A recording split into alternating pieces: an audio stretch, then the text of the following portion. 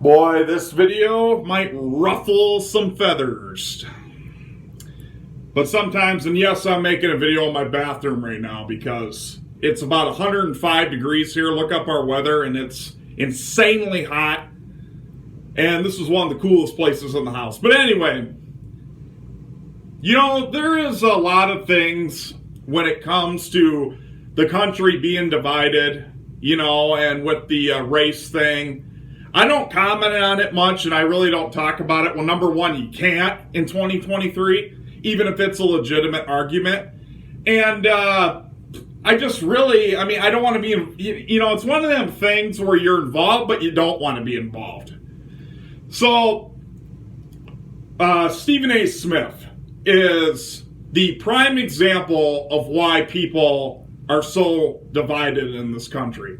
You ever notice that he had a show on recently where he was race baiting? You know what I'm saying? We're talking about football, and he starts talking about race. See what I'm saying? That's what I mean by race baiting. It's like, first of all, Stephen A. Smith, if anybody should be talking at all about a bad life, it shouldn't be you. You, my friend, and I'm going to just flat out say it because you guys know me, I'm a realist. All you hear about is white privilege. Dr. Phil had an episode about it, but I always thought, I never did like Dr. Phil to begin with, but that really just made me, I just changed the channel. I didn't even watch it. I'm like, I'm done. But anyway, everybody wants to talk about the white privilege. What about black privilege? Stephen A. Smith, you ain't never going to have to worry about a bill in your life. You ain't never going to have to budget your money. You ain't never going to have to worry about if the rent gets paid on time. You're never going to have to worry about feeding your family. You're never going to know what it's like to have to work a 9-to-5 job and make little to no money. So what's your argument? I don't understand that. You're irrelevant. It's irrelevant. Anybody like Stephen A., and, LeBron James, likes to chime in all the time with that stuff. It's like, you guys are the most privileged people on the face of the earth. Even if you did have a rough childhood, let's just say that's true, which I doubt. But let's just say, look what you got to show for it. What are you complaining about? All these people, let me tell you something.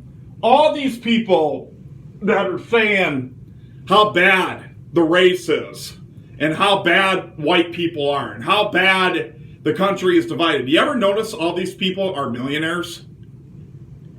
I find it hilarious. It's like, how can you say anything at all? Have you ever had to worry about paying your rent for the month? Have you ever wondered how you're going to make your next meal and make ends meet? No. And that's fine. You were good enough in life to take a career that made you millions of dollars. I don't have a problem with that. If somebody works for it, that's fine. But as far as commenting on how bad society is, I'm sorry, you have no business doing that whatsoever. Well, we've been through so much, yeah? Well, how about a white guy right now? Nobody wants to talk about that. I got a target on me just for being white. If I look at a black guy wrong, I'm going to get shot. You know what I'm saying? So, we got just as big a target on our back. Sometimes I'm afraid to walk in Walmart or something, and I keep my head down because I don't know if some crazy guy is going to come in there and shoot the place up. So, you guys realize that BLM is just a gang. It's a hate group. It's a police hate group. That's all it's become. When it first started in 2013, it was authentic with Trayvon Martin. But now it's just a gang. It's just a hate group. How about that 80-something-year-old guy in New York or wherever it was, just sitting there and enjoying a cup of coffee? He wasn't bothering nobody.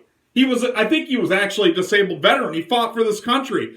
And a couple black thugs go in there and attack him that represent Black Lives Matter. And but you don't hear about that, do you? No, they sweep that under the rug as fast as they can. But the instant a white guy does something to a black guy, it's all over the news for months. I'll give you a prime example. Black on black crime is more common than white on black ever was. Okay? How about that kid in Memphis, Tennessee this last winter that got beat up by these 5 black cops? Guess what? Whatever happened? We quit hearing about it.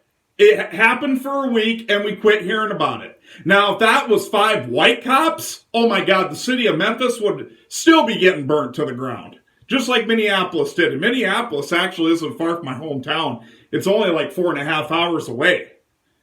So, I mean, we kind of got the backlash of that a little bit when that happened, But that's what I'm talking about. It's like all these people, first of all, yeah, LeBron James, I don't care what you do in your career.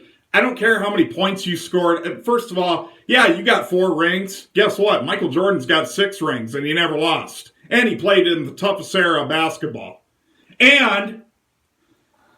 But getting back to what I said, yeah, you guys act like you got the roughest life and you got millions and millions and millions of dollars. You're a millionaire a million times over. Society has rewarded you for your talents. You're a millionaire, LeBron, because you can dribble a basketball. Okay? So that's great. Society made you famous. I mean, even people that don't watch basketball know who you are. So there again, what are you complaining about? What are you really complaining about? That's when LeBron James got involved with BLM. I said, screw this, I'm done. I lost all respect for him after that. And you know what? I know this is a touchy subject. I get heat for it. I've been called a racist on this channel many times. I'm not a racist. I'm just a realist. If you're being a menace to society, there is a consequence for that. Whether you're black, white, hey, I was a menace to society. I was making bad choices. I paid for it. I was not being a good citizen, but guess what? When the cops told me to do something, I did it and I never had a problem. That's what it is. I mean, BLM is acting like these are hardworking black men that are working 10, 12 hours a day, 60, 70 hours a week, and the cops are just knocking on their door and shooting them. No, these are criminals being a menace to society. I mean, and come on. We all, not all, but we all know some black people know they can use their color to their advantage. They can do whatever they want because all they got to do is cry racism. It's a joke. It really is. It's a joke. Quit being a menace to society. Go out there. And as far as you guys, like famous people, just shut the hell up. You don't know what the hell you're talking about. You have no idea what the real world is like.